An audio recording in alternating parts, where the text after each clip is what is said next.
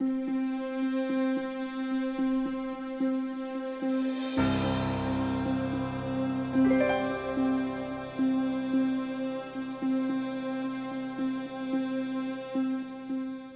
DeWitt Theater on the campus of Hope College in Holland, Michigan, we bring you Inventing America. Tonight, we meet 4 delegates to the Constitutional Convention in Philadelphia. James Madison of Virginia, Alexander Hamilton of New York, Benjamin Franklin of Pennsylvania, and Gouverneur Morris of Pennsylvania. Now here is your moderator, Fred Johnson.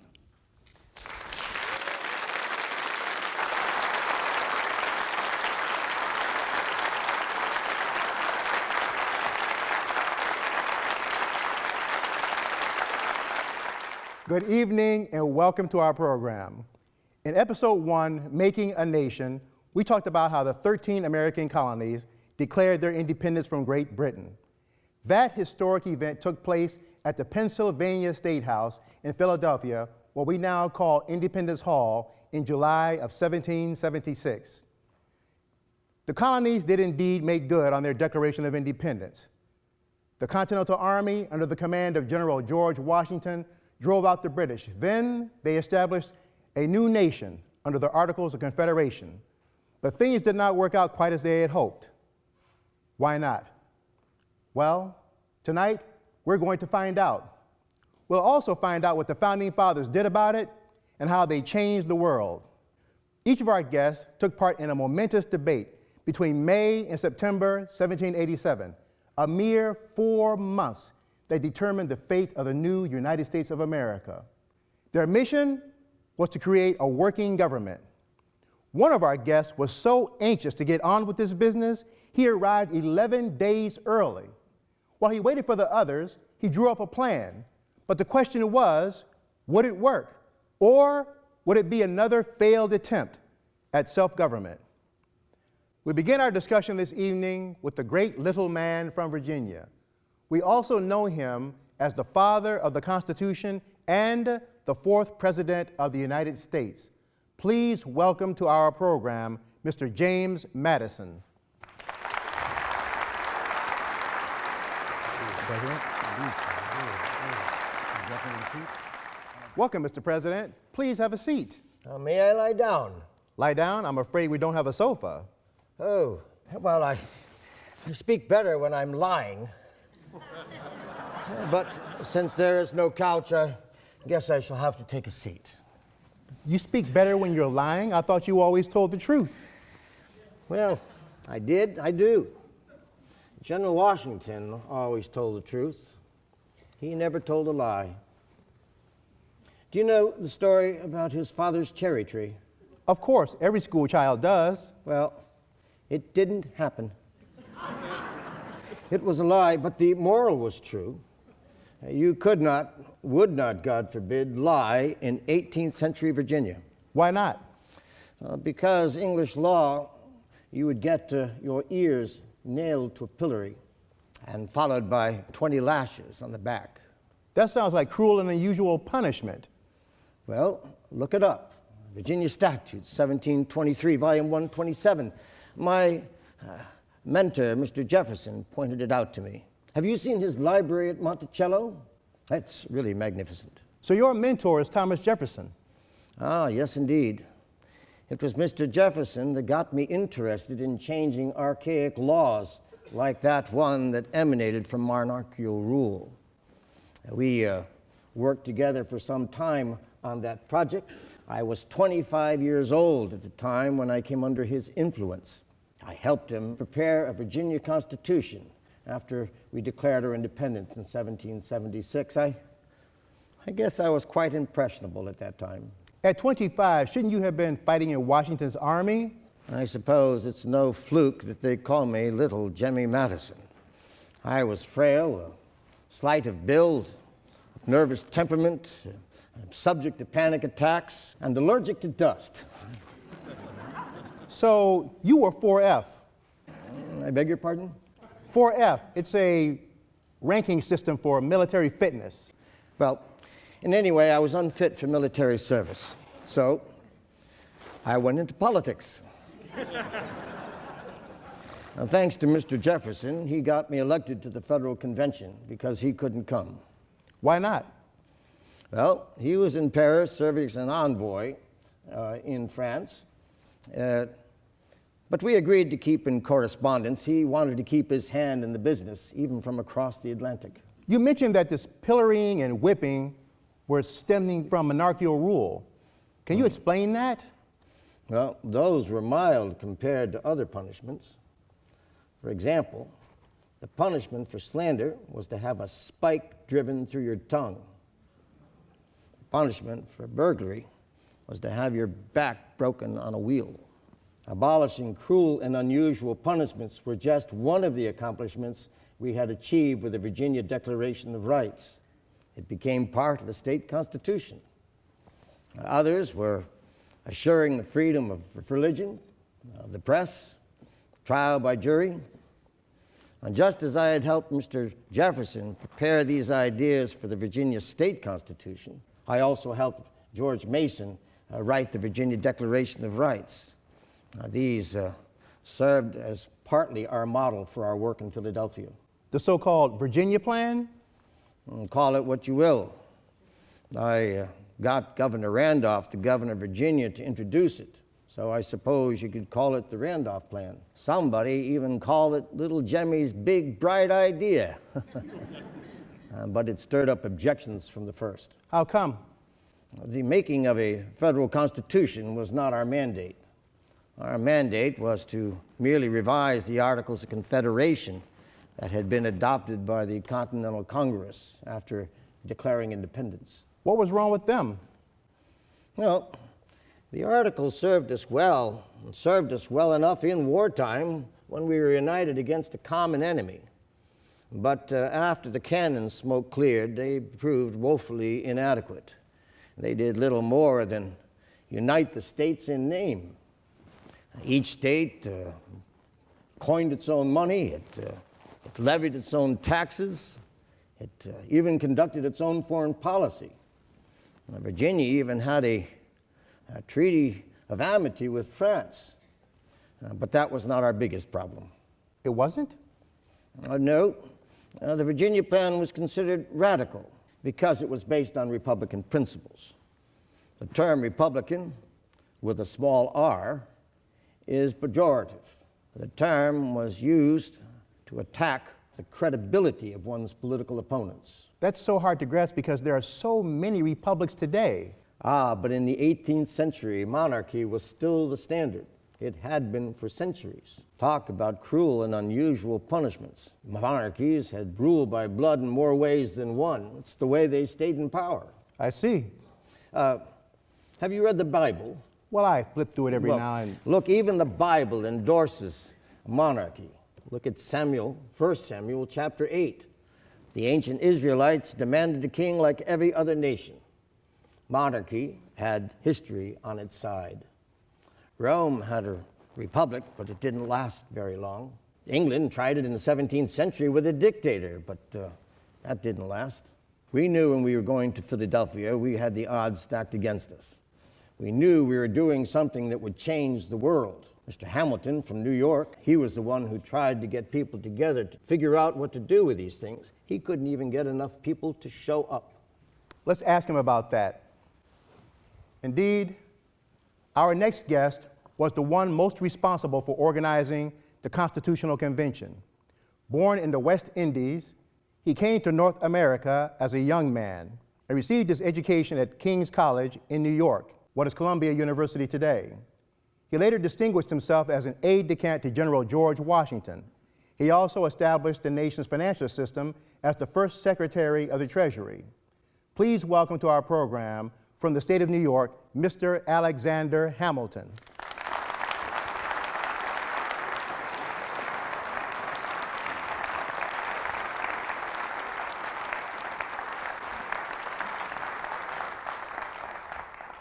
Sir, it is an honor, if not a miracle, to have you on the program. I'm not entirely sure what you mean by that, but thank you. If I'm not mistaken, you weren't the only delegate at the convention who wasn't American born. Well, that depends on how you define American. 7 of the delegates were British born, the upper crust in the old British tradition. I was not. Now, was I American born? You tell me. I was born on the island of Nevis in the Caribbean, an island so tiny and insignificant that Columbus didn't even bother to explore it. But it was not the place of my birth, but rather the circumstances for which I was looked down upon. Circumstances? Indeed. My birth was the subject of the most humiliating criticism. I didn't know who my father was, nor did I know the year I was born. Do you know what John Adams called me? No, what did he call you? The bastard brat of a Scottish peddler. That's what he called me. Well, people sometimes say things they want to take back. Well, he never did. It's just as well he went to England. Why did he go there? Congress appointed him minister to the court of St. James's. God help us. At least he confined his mischief to London. Chances are that America wouldn't be independent without Mr. Adams. They said the same of Jefferson in my day. It's just as well he stayed in France. Never had much use for him either. Careful what you say about Mr. Jefferson, sir. I beg your pardon, sir. I forget that you were one of his acolytes. Mr. Hamilton, you were describing the circumstances of your birth. Yes. The man I suspected was my father, the Scottish peddler, as Mr. Adams called it, deserted my mother when I was a lad.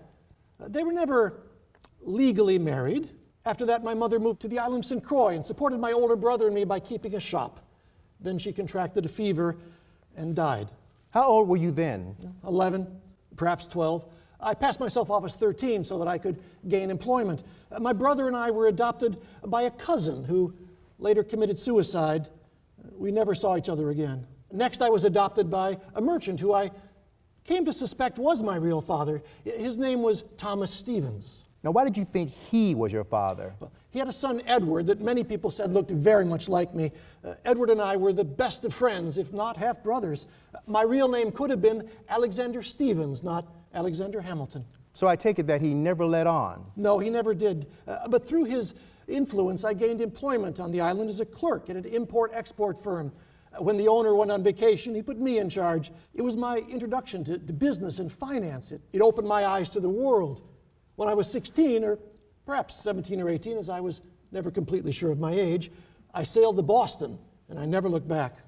So you came to North America by yourself as a teenager. And as an orphan. General Washington was the closest thing I ever had to a father. There was no one to whom I was more indebted for my good fortune. So you were an orphan? How did you meet General Washington? After the first shot was fired at Lexington, I joined a volunteer militia in New York. Most of us were King's College students. I raised an artillery company, fought in several battles, and rose through the ranks to become General Washington's aide-de-camp. Before long, he had me drafting letters to Congress, to his generals, to the governors of the state. He even had me issue orders in his name. Well, he must have placed a great deal of trust in you. Oh, he did, and I reciprocated with diligence and loyalty. He was, as I said, like a father to me. How long were you his aide-de-camp? 4 years, right up until Cornwallis's surrender at Yorktown. I knew how frustrated the general was with the scant support he received from Congress, yet we won the war. It wasn't until after Yorktown that I learned firsthand how powerless Congress was. How did you find out? When I sent a messenger to tell them of our victory at Yorktown, the messenger on his return told me that Congress did not have enough money to pay his expenses. That's a pretty loose way to do business. Well, under the Articles of Confederation, Congress had neither purse nor sword to govern the 13 states. It had no taxing authority. It relied on voluntary contributions. Sir, may I interject something here? Of course. The problem was not Congress's inability to tax that was the rub. It was that states acted out of self-interest to the detriment of their neighbors. New Jersey, situated between Philadelphia and New York, was like a cask tapped at both ends. North Carolina, between Virginia and South Carolina, was like a patient bleeding at both arms. So, Madison, are you saying that when your state, Virginia, seized vessels for non-payment of duties, that action wasn't aimed at England or Spain, but at New York? Sir, what I am saying is that political evils often stem from commercial ones. Now, I understand and will admit my state was not less guilty than yours. But isn't this why we came to Philadelphia? Well, gentlemen, it was certainly one of the reasons. We tried to correct the situation in Annapolis the previous year, but it didn't work out. Do you know how many delegates showed up? No. 12. 12 delegates from 5 states. That includes present company. We couldn't raise a quorum. The country was in a malaise. So we decided to call another convention. I doubt we could have pulled it off without Shays' Rebellion. Shays' Rebellion? Yes, it started in Massachusetts about the same time we met in Annapolis. It was a protest led by a former Army captain named Daniel Shays against the seizure of farms seized for debts incurred during the Revolutionary War. Shays and his men marched with staves and pitchforks on county courthouses and frightened people out of their wits. Congress asked the states for troops and money to quell the rebellion, but the request was ignored. As you said, Congress had neither purse nor sword. Anarchy was in the air. I quote from a letter I received from General Washington from Mount Vernon after he received the news from Massachusetts. He writes, "The United States exhibit melancholy proof of what our transatlantic foe," he's referring to England, our mother country, "what our transatlantic foe predicted, that mankind is unfit to govern itself." That must have been discouraging. Shays' Rebellion proved to be a blessing in disguise. It spurred us to action. So we set another date, May 14th, 1787, to meet in Philadelphia. Did all 13 states show up this time? 12 did. Rhode Island, or Rogue Island as I prefer to call her, stayed home. According to my journal, 12 states appointed 74 delegates. Of that number, 55 showed up. Let's see, that means 19 did not show up. That's more than a fourth. And most of those that did were late, including Dr. Franklin. We had arranged for him to nominate General Washington to be president of the convention. When he didn't show up, we got Robert Morris to do it. 7 states, just enough for a quorum, were seated on May 25th, and that is when the convention began. Well, I'm curious as to why the religiously early to bed, early to rise, Dr. Franklin was late. Well, you'd have to ask him. I will. Ladies and gentlemen, it is an honor to have on our program one of the world's preeminent philosophers, statesmen, scientists, and inventors. After serving as our country's minister to France, he returned home to his old seat at the Pennsylvania State House. But this time, it wasn't to birth a nation, but to help figure out how to run it. Please welcome the first citizen of Philadelphia, Dr. Benjamin Franklin.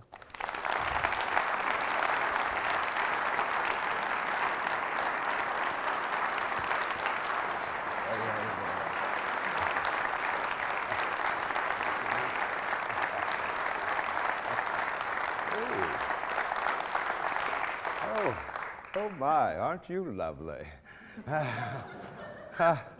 Oh, to be 70 again.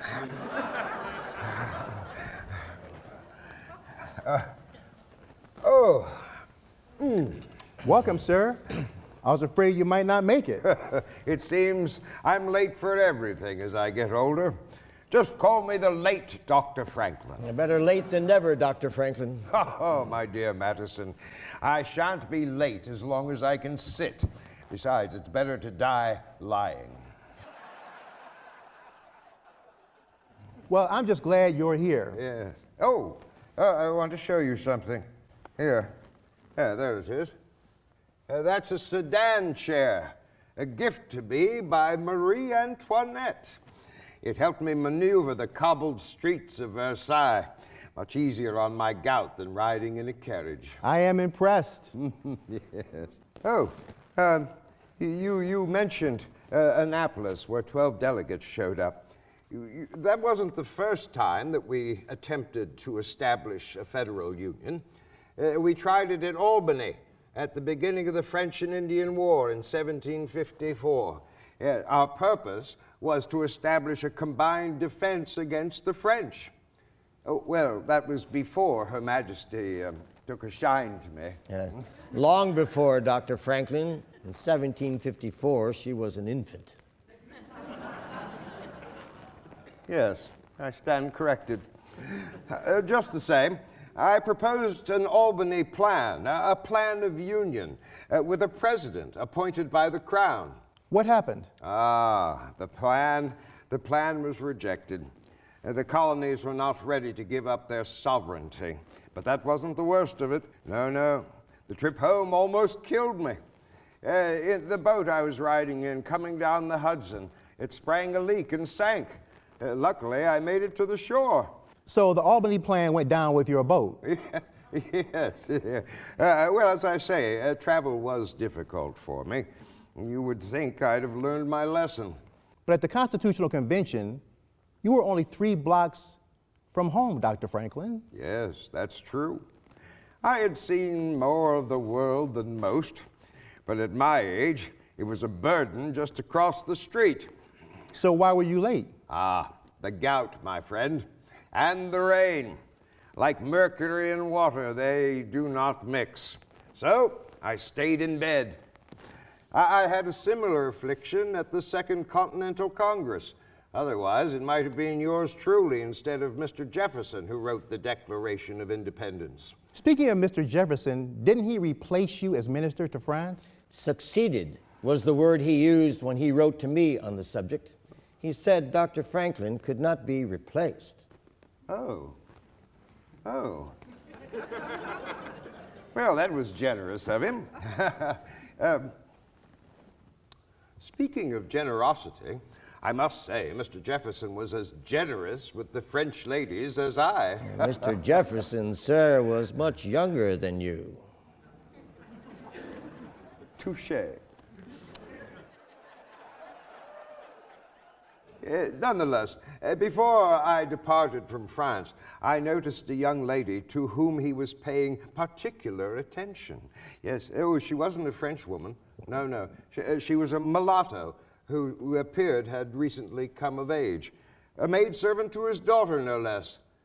Oh, God, what was her name? He called her Sally. Yes, we know about Sally Hemings. Is that so? Well, it is difficult to keep these things quiet, you know. Well, I mean, the whole world knew about my illegitimate son, William, who became the royal governor of the colony of New Jersey and then left for England as a loyalist. His deserting me in my old age grieved me to my dying day.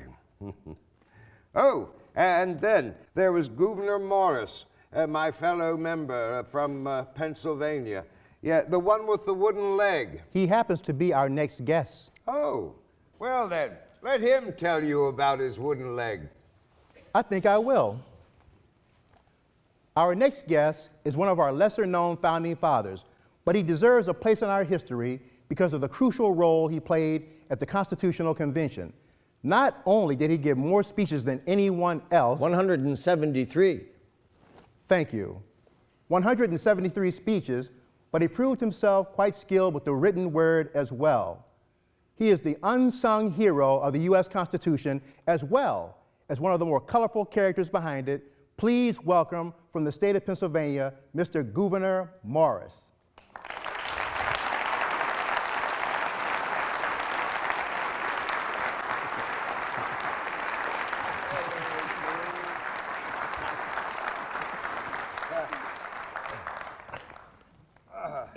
Thank you for joining us. It's a pleasure to be here. It's nice to be recognized, finally. Dr. Franklin mentioned your wooden leg. If you'll pardon my impertinence, sir, may I ask you how you came to acquire it? Oh, tell him, Goov. It could have happened to any of us. Well, except Madison, perhaps. He's much too straight-laced to get into any such fix as you did. Well, I was run over by a carriage. Go on, tell him the rest of the story. I was jumping out of a window. And why, pray tell, were you doing that? Are you trying to make me testify against myself? This is not a court of law, Goov, nor am I an attorney. Perhaps we should have Mr. Hamilton ask these questions. All right. I jumped out of a window when the husband of the lady I was visiting came into the room. I landed in the street. Well, obviously Madison doesn't see the humor in this. I don't. Oh, my dear bachelor friend, as I told you back in 1787, I suspected there would be a Dolly in your future one day. And I expressed the hope that she would be as worthy of you as you would be of her. I do remember, Doctor. Thank you. Gentlemen, you just proved something important. Too often we think of our founding fathers as marbled saints, when in fact you were normal human beings with normal human frailties. Somehow I find that comforting. Ah, but when I wrote Mr. Jefferson and informed him of our assembly while he was in Paris, he called us an assembly of demigods.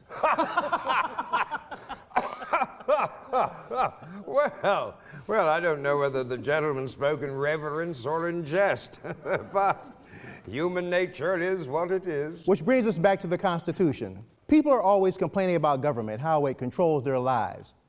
Why do we need it? Well, if men were angels, no government would be necessary. Can you elaborate? Well, the reason for government is that we are men, not angels. The chief difficulty in framing a government that is to be administered by men is this. First, you must enable the government to control the governed, and then you must oblige it to control itself. How did you accomplish that? Well, we didn't. The Constitution is and always will be a work in progress. So tell me how you began then. Well, as I said, we began with the Virginia Plan. It called for two chambers, an upper house and a lower house, similar to the British system. I guess old traditions die hard. Independence from England did not rule out our adopting worthy elements of her government for our own. This included a bicameral legislature with a lower house elected by the people and an upper house elected by the lower house. The Virginia Plan also called for a separate executive and judiciary. Mr. Jefferson and I introduced these ideas when we were helping to write the Virginia State Constitution. And I thought to myself, might not these same ideas be proposed with a few modifications for a federal constitution as well? Was the Virginia Constitution your only model for the federal government? Oh, no. I wrote Mr. Jefferson in France and asked him to send me books on ancient and modern confederacies that might throw light on the subject. Well, after a while, books came in by the boxload, books on history and philosophy, and books on political theory and laws of nations. And some of the books he sent to me were by Montesquieu and D'Albon, Rousseau. Some were remarkably out of print. Here's one I've not read yet. Voltaire's Treatise on Tolerance, 1763. Oh, may I see it? I had the pleasure of making Voltaire's acquaintance when I was minister to France. Oh, my. Oh, I forgot you're allergic to dust. Would you like a glass of water? Here, try this. It helped me when I lost my leg. What is it? West Indian rum. What island it comes from, I don't recall, but I do know that it works. Oh, ask Hamilton, he might know where it comes from. St. Croix, Cruzan. I used to export the stuff. Let Franklin have a try of it. Oh, you take it. Oh. No, sorry, not to my taste. Would you like some? No, thank you. I'm working. Oh, you don't drink when you're working? I wish I could say the same for my colleagues at the State House, but of course we weren't paid. So nobody could fire us. Gentlemen, if we could return to the subject at hand. Oh, yes, of course. Well, as we lacked a quorum, I invited these gentlemen and General Washington and a few others to my home on Market Street. There, under the mulberry tree in my courtyard, we discussed Mr. Madison's plan over a cask of fine French wine. We assented to Mr. Madison's plan in principle, and discussed how we might present it at the convention. And that assumed we wouldn't be left high and dry again. Aye. Finally, on May 25th, we had enough delegates for a quorum. The first order of business was to choose General Washington, elect General Washington president to preside. The second was to vote on a motion by Mr. Hamilton of New York on conducting our business in secret. I did not agree with it, nor did Mr. Jefferson when I informed him of the outcome. Sir, had the deliberations been open, the clamors of faction would have prevented any satisfactory result. Had they been disclosed afterward, much fuel would have been fed to inflammatory declamation. Even the general insisted that nothing be printed or reported to the outside. Otherwise, how could we have debated freely? So the deliberations all took place behind closed doors. Mr. Madison, when did you present the Virginia plan? That came next. We had broken the plan down into 15 resolves. I got Edmund Randolph to introduce it as suggestions from the Virginia delegation. That sounds like a good start. Not a voice rose in protest. For a moment, I thought all 15 resolves would pass without debate, and we could go home with a new government. Not so. When the weight of what had been presented had settled in, all hell broke loose. What happened? Charles Pinckney of South Carolina accused us of violating our mandate from Congress, which was merely to revise the Articles of Confederation, not to create a new constitution. You alluded to that earlier. Well, then others joined the attack. Did we intend to abolish the state governments in favor of a national government? That's where my friend Mr. Morris came to the rescue. I argued what was being proposed was a federal government, not a national one. That a federal government was nothing more than a compact that rested on the good faith of the consenting parties. A national government, on the other hand, would be a complete and compulsive operation. Ah, you always had a way with words, Goob. I argued that when the powers of the national government clashed with the states, only then should the states yield. Better to have a supreme government now than a despot 20 years hence. National, federal, supreme? You throw around all these terms to describe a central government, but they all sound the same to me. I'm confused. Well, don't think we weren't. When we finally settled on the distinction, we found ourselves split into two groups, the nationalists and the federalists. Now, the small states, Maryland, Delaware, Connecticut, and New Jersey, they favored a continuation of the loose federation of states with only minor changes. The larger states, Massachusetts, Pennsylvania, Virginia, North Carolina, they wanted a strong national government. The others, well, they stood in between. The delegates agreed in concept to the idea of two houses of Congress, but the agreement broke down when we began to debate how they should be represented. The smaller states wanted equal representation from all the states, one state, one vote. The larger states wanted proportional representation by population. They both insisted on this rule for the upper house as well, which we call the Senate. Not the House of Lords? We stopped emulating British governance by inheritance long ago. So how did you come up with the term Senate? We borrowed it from the Romans. You know what it means, don't you? It comes from the Latin word senex. Old man. The same as senile. Well, it wasn't our intention to stack the Senate with senile old men. Rather, it was to create a forum in which wise and sober consideration may be given to the legislation of the lower house, like a council of elders. This was not just from the Roman times. This went back to earliest civilization. You said that the upper house will be chosen by the lower house, not the people. You're not talking about a pure democracy. Mr. Morris makes the distinction between national governments and federal governments. We must also make a distinction between democracy and a republic. You mean they're not the same thing either? Not exactly. A democracy gives power to the people directly. A republic gives power to those chosen by the people. This is where the element of age and wisdom come in. A democracy does not permit vigorous execution. It is therefore bad. But is there any better form? So, gentlemen, how did you solve the issue of representation? Well, we didn't.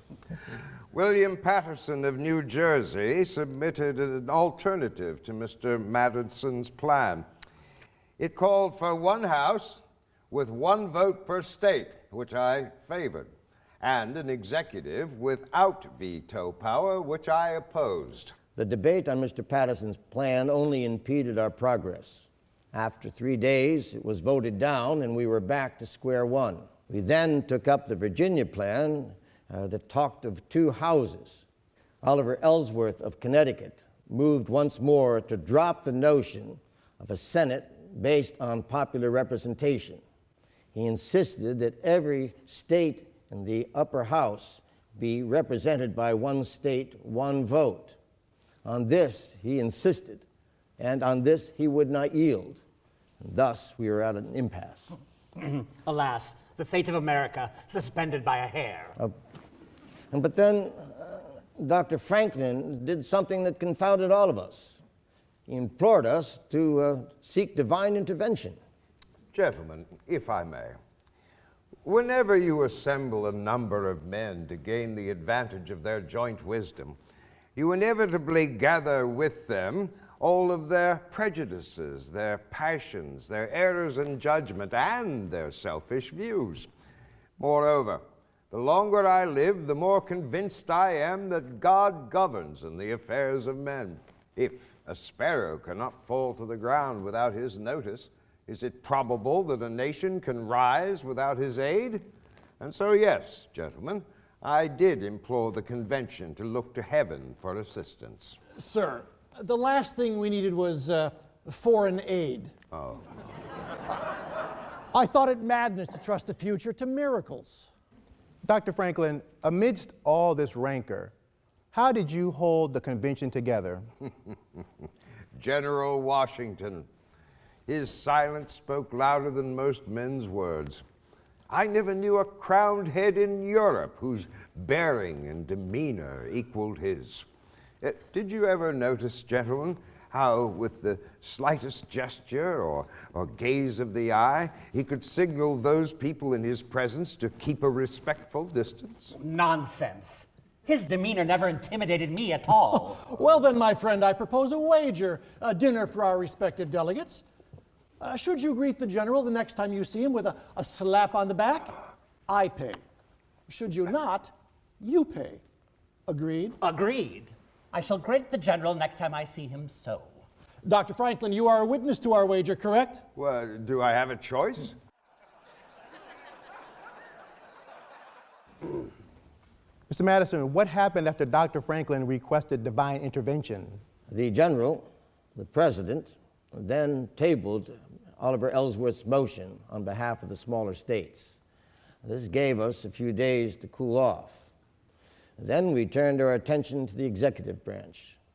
How many should be chosen, how they should be chosen, how long they should serve, and how much they should be paid. Some wanted a 3-man executive council, and some wanted a single executive chosen by the Congress. I argued that the executive, as well as the members of Congress, should serve without pay. What was your rationale for that? Well, I believe that the public good would be better served by men of public virtue than by swine feeding at the public trough. I'd seen enough of that in London. Didn't you say something once about the 12 apostles serving without pay? I did, and indeed they did. But I later observed how ecclesiastical benefices from that humble beginning had grown to the whole elaborate structure of the papal system. And so, in the end, I agreed to the payment of a modest stipend. Sir, in my opinion, the crucial question before the convention was not how much the executive should be paid, but how he should be chosen and what should be the limits of his power. I then asked to take the floor to make a proposal.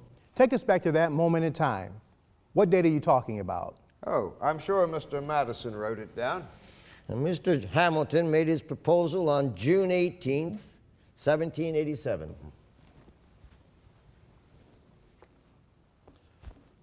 My situation is disagreeable, gentlemen, but it would be criminal not to come forward on a question of such magnitude.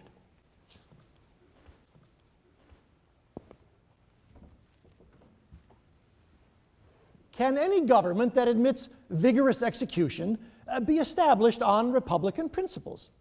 No, gentlemen. The English model is the only good one on this subject. Let one branch of the legislature hold their positions for life, or at least they're in good behavior.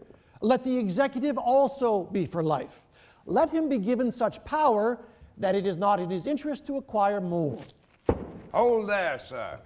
What you are proposing is a monarch. What our country needs, sir, is a principle capable of resisting the popular current. What it needs is an impartial arbiter able to transcend differences of class and region. What it needs is a check, and that check is a monarch. No, sir, I'm sorry, that will not do. That is precisely what we fought against in the Revolution. Even for me, my friend, your proposal goes too far. Well, as I wish to suffer through no further discussion of Mr. Madison's plan, I shall take my leave. Good day, gentlemen. Well, that was interesting.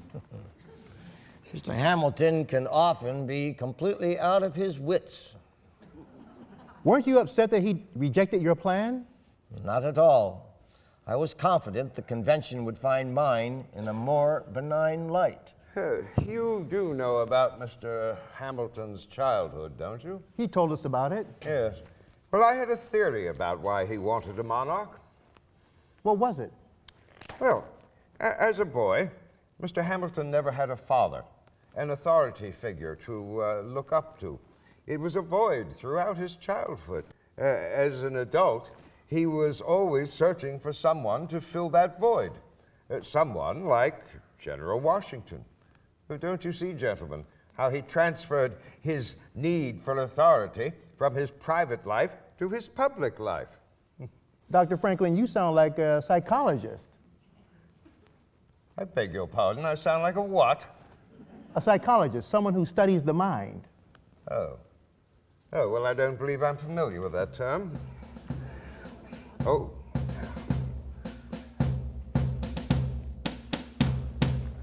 General Washington, good day. Welcome, sir. My dear General, what a surprise to see you.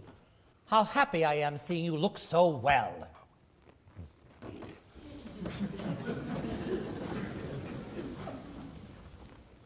Gentlemen, I am sorry to find that a member of this body has been so neglectful of the secrecy of the convention as to drop a copy of our proceedings on the floor.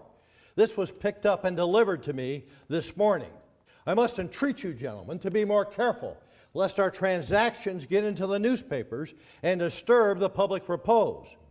I don't know whose paper this is, but here it is. Let he who owns it take it. Where is Colonel Hamilton? He took his leave early, sir. He grew impatient with our deliberations. I'm sorry he left. I despair myself of seeing a favorable issue to the convention and therefore repent of having anything to do with this business. Whatever the result, I doubt the new federal government will survive 20 years. But carry on, gentlemen, and do the best you can.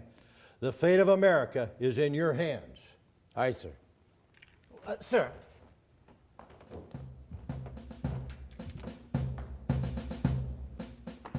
Well, Goove, you won your wager. may I die 1,000 deaths.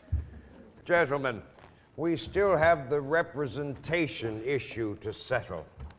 Now, our differences on that matter are the chief obstacle to us reaching an agreement. With proportional representation, the smaller states fear that their liberties will be in danger. With equality of votes, the larger states fear that their money will be in danger. We must find a compromise, gentlemen, else we will fail in our mission. How do you propose we do that? Sometimes we must abandon a bit of our ideas so that we may unite the whole. Yeah. When a cabinet maker makes a table out of 2 planks and they don't exactly fit, well, he takes a small bit from each to join them together.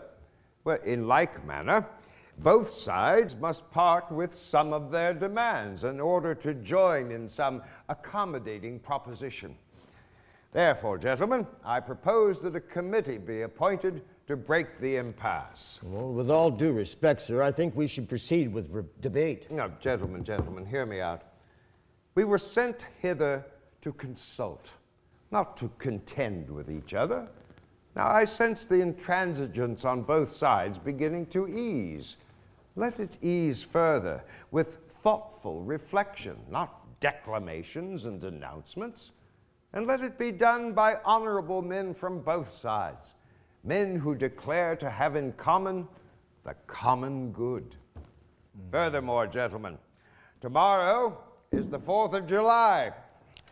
It was on that date, 11 years ago, that I gave my assent to the Declaration of Independence. The time is nigh, gentlemen, when we must establish a government that will prove to the world that we can indeed make it on our own. And that is what I told the delegates on the eve of the 4th of July, 1787, the 11th year of our independence. What happened after that? The president, he appointed a committee of 11. For the next 2 days, while the rest of us were out celebrating the anniversary of independence, they worked on a compromise proposed by Roger Sherman of Connecticut. His plan called for a House of Representatives to be elected on the basis of population and a Senate with an equal vote for each state.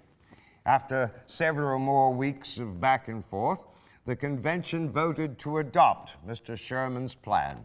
Today we call that the Great Compromise. Oh, is that so? Yes. Well, it was indeed a compromise, but it was only through compromise that we were able to break the impasse. Here, by taking a small bit from each plank, we were able to keep the table from collapsing. It's a lesson for our time.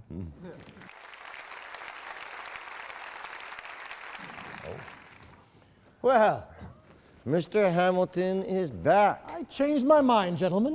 When I learned of Mr. Sherman's compromise, it restored my faith that we might succeed in this endeavor.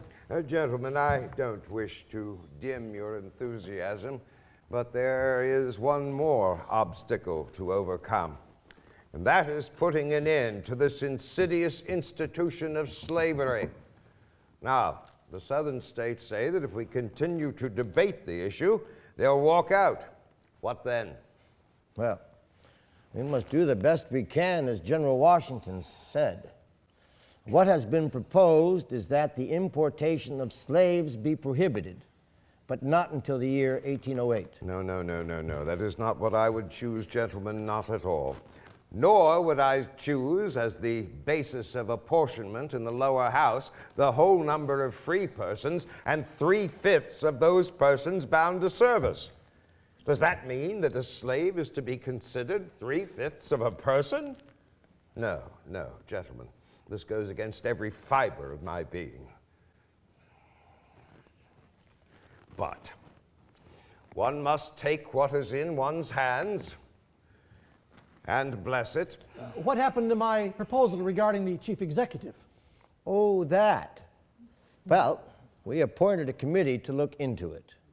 And they decided that a president should be chosen every 4 years by electors from each state, and that the number of electors from each state would be equal to the number of representatives they had in Congress.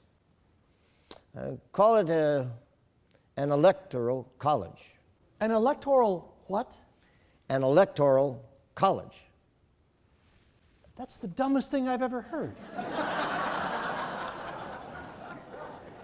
But once again, gentlemen, we must take what we can get through compromise. And that, my friend, is how it happened. That was it? Oh, no. Another committee was appointed. Another committee? Yes, another committee. Mr. Madison, why don't you explain to the gentleman? Well, it was called the Committee on Style and Arrangement. I was appointed to it along with Mr. Morris and Mr. Hamilton. Our task was to prepare the final draft of the Constitution. After consulting amongst ourselves, we picked Mr. Morris to write it. He alone, in our opinion, had the ability to clothe the skeleton in muscles, as he put it, and grace the document with the dignity that such a document required.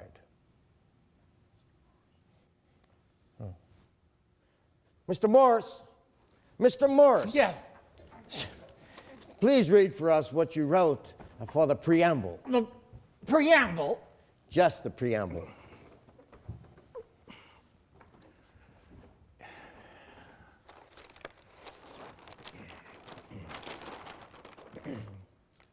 We, the people of the United States, in order to form a more perfect union, establish justice, ensure domestic tranquility, provide for the common defense, promote the general welfare, and secure the blessings of liberty to ourselves and our posterity, do ordain and establish this Constitution for the United States of America.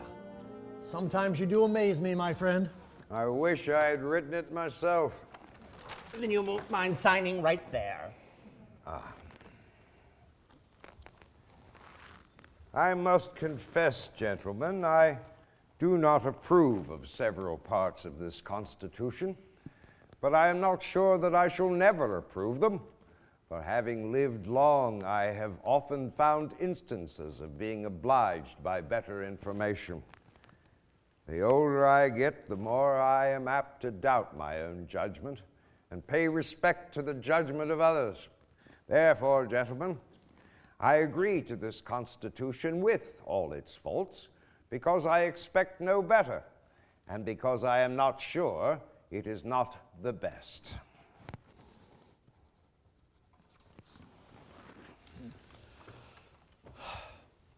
No man's ideas are more remote from this document than mine. Nevertheless, it is better than nothing. Better than nothing. Better than nothing. This document will do no less than decide forever the fate of Republican governments.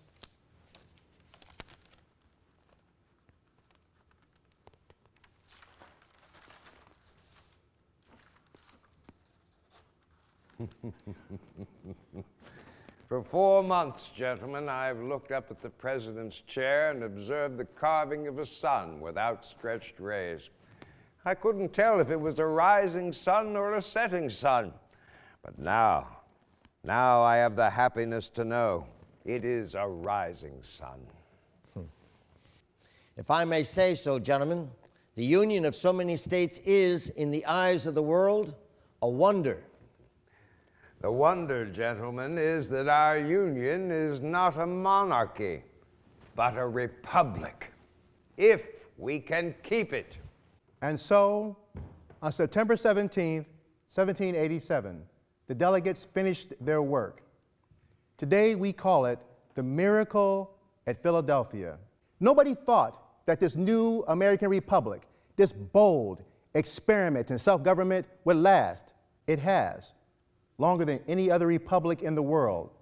Still, we might ask ourselves once in a while, as old wise Ben Franklin did when it all started, can we keep it?